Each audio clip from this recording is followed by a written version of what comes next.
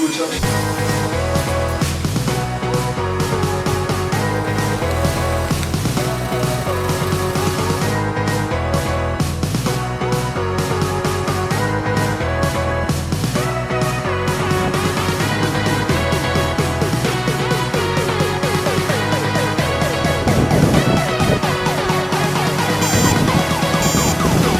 5, 4, 3, 2, 1. Ignition.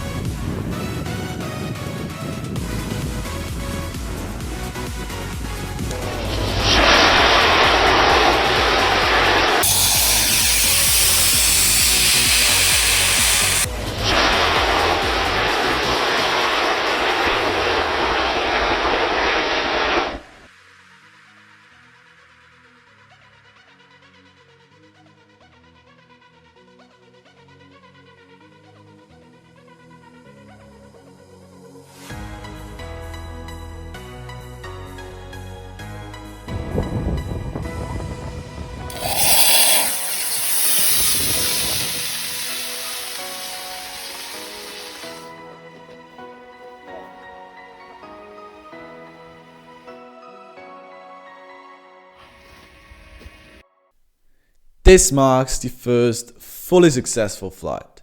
The saying, 3 times a charm, really holds true here.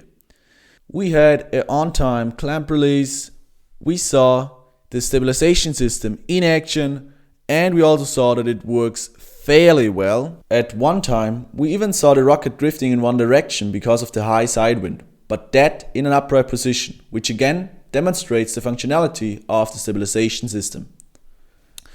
We had an on-time parachute ejection and we had a good recovery. Most parts are in good condition, so we will be ready for a next flight soon.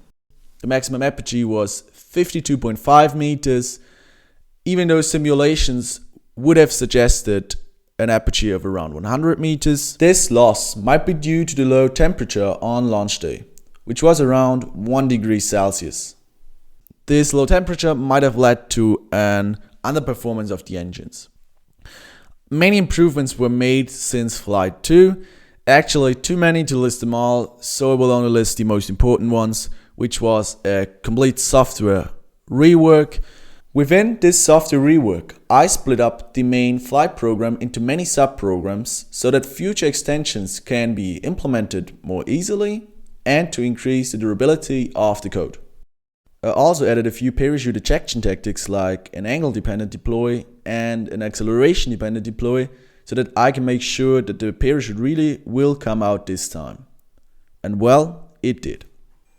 I tuned the stabilization system with the help of my test stand and a pair of drone motors, and I added a function that allows the stabilization system values to adjust to the thrust curve of the used rocket motors.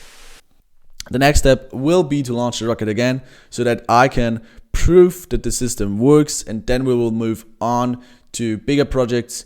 But for now, that's all from me. Thanks for watching this video. Have a great day, and I will see you next time.